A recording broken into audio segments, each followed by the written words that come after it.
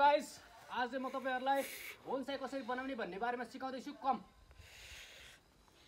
आज भन्दा 2 वर्ष अगाडि जुन यो ट्री देखिराख्नु भएको छ यो चाहिँ सानो यत्रो कटिङको रो मेथडबाट चाहिँ यो प्रोड्युस गरेको अलि नजिक र यसलाई चाहिँ म आज निकाल्न गइरहेको छु। र बोनसाई बनाउनको लागि हामीले ट्रङ्क चप गर्नै पर्छ र ट्रङ्क डेभलप गर्नको लागि हामीले फुल्ली ग्रो हुनै दिनु पर्ने हुन्छ। र यो देख्न सक्नुहुन्छ यसलाई चाहिँ अब हामी यहाँबाट निकाल्छौँ र यसको जुन इन्ट्रेस्टिङ पोइन्ट कुन छ अनि त्यसपछि हामीले कहाँनिरबाट काट्ने र फ्युचरमा कस्तो बनाउने भन्ने बारेमा चाहिँ सबै कुराहरू भन्दैछु। भिडियो अन्तिमसम्म हेर्नु होला र गोर्खा बोनसाई फेसबुक पेजलाई फलो पनि गर्नु होला। सो देख्न सक्नुहुन्छ अब हामीले फर्स्ट सुरुमा चाहिँ यहाँनिरबाट काट्छौँ। काटिसकेपछि म तपाईहरुलाई यसको बारेमा टोटल्ली के गर्ने भन्ने कुराहरू सिकाउँदैछु। यो काटेर फाले पनि यसको जुन कटिङ ग्रो मेथडबाट चाहिँ तपाईको अर्को प्लान्ट पनि यो टाइममा गऱ्यो भने सक्सेस हुन्छ। देख्न सक्नुहुन्छ धेरैजनाहरूले भन्ने गर्नुहुन्छ ठुटो कलेक्ट गर्यो भन्ने कुराहरू र ठुटो बोनसाई बनाउनको लागि चाहिँ हामीले ट्रङ्क चप गर्नै पर्छ। सो देख्न सक्नुहुन्छ अब म यसलाई यहाँबाट निकाल्छु र यसको इन्ट्रेस्टिङ पोइन्ट कुन छ त्यो कुराहरू पनि तपाईहरुलाई भन्दैछु अलि नजिकबाट।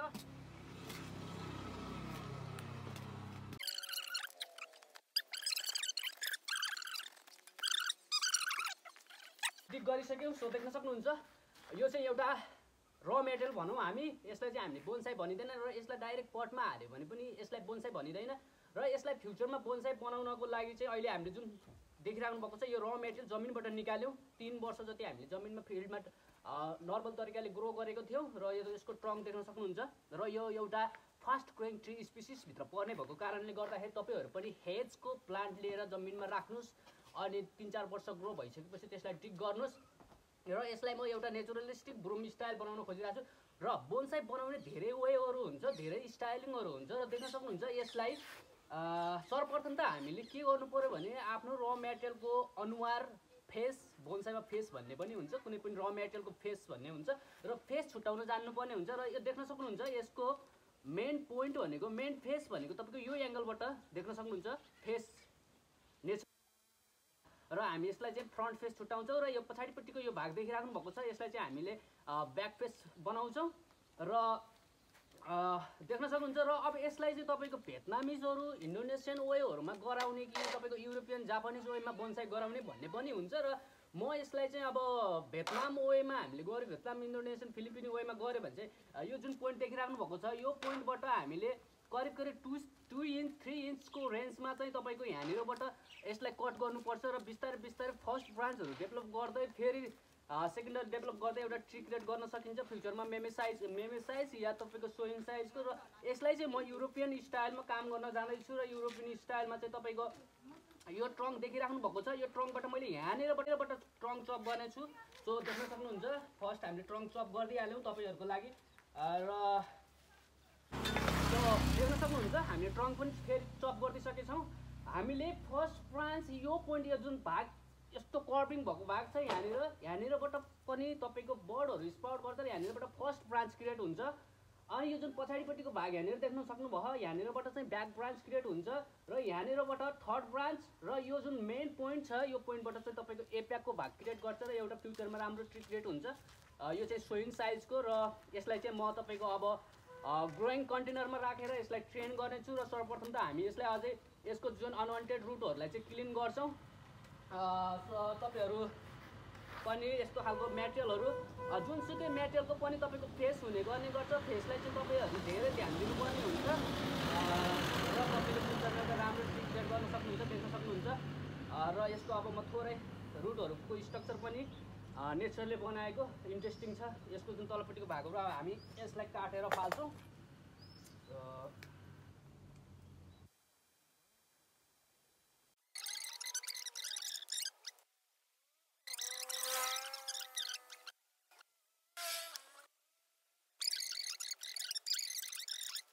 तपाईँको सोइङ साइजको ट्री लगभग यतिमा कम्प्लिट हुन्छ। Okay no about bonsai. So देख्न सक्नुहुन्छ अघि हामीले काटेको हेजको ट्रङ्क र यसलाई चाहिँ मैले तपाईँहरूलाई सिकाउन तपाईँहरूलाई बुझाउनको लागि जुन वायरले यसको first branch second branch third branch fourth branch र अनि तपाईँको एप्याकको भागहरू वायरले एउटा ट्री क्रिएट गरेर तपाईँहरूलाई देखाएको छु। तपाईँहरूलाई कस्तो लाग्छ? बोनसाई तपाईँको ठुलो साइज सानो साइज मिडियम साइज तपाईँको साइज अनुसार चाहिँ हामीले रुखहरूको क्रिएट गर्नुपर्ने हुन्छ र तपाईँहरूको रुखको तपाईँहरूको र मेटेरियलको ट्रङ्क कस्तो छ त्यो अनुसार पनि हामीले बोन्साईहरू बनाउने गरिन्छ र सो देख्न सक्नुहुन्छ यो चाहिँ एउटा फ्युचरमा तपाईँको 100 इन्च साइजको ट्री जुन चाहिँ मेबी अराउन्ड 8 इन्चेस यसको हाइट हुनसक्छ 8-7 इन्चेस यतिमा र तपाईँहरूले कसरी बुझ्नु भने यो एउटा र मेटेरियल हो एउटा ट्रङ्क भयो हामीले फर्स्ट ब्रान्च भनेको यहाँनिर क्रिएट गर्नु पर्यो त्यो चाहिँ तपाईँको डिफ्रेन्ट ट्रङ्क अनुसार डिफ्रेन्ट स्टाइल भन्ने हुन्छ र देख्न सक्नुहुन्छ यो चाहिँ फर्स्ट ब्रान्च तपाईँको ब्याक ब्रान्च भन्ने पनि हुन्छ जुन यो पछाडिपट्टि ब्याक ब्रान्चले चाहिँ तपाईँको यो एङ्गललाई पनि फोकस गर्छ तपाईँको थर्ड ब्रान्च भनेको यहाँनिर लेफ्ट साइडको फोर्थ ब्रान्च यहाँनिर र यो जुन माथिको पोइन्ट देखिराख्नु भएको छ यसले चाहिँ तपाईँको एप्याकको भागहरू कम्प्लिट गर्ने गर्छ र तपाईँहरूले यो वे गर्नुभयो भने चाहिँ चाँडोभन्दा चाँडो तपाईँहरूले रिजल्ट पाउन सक्नुहुन्छ र यो ट्री मलाई क्रिएट गर्नको लागि करिब मेबी अराउन्ड 2 इयर्स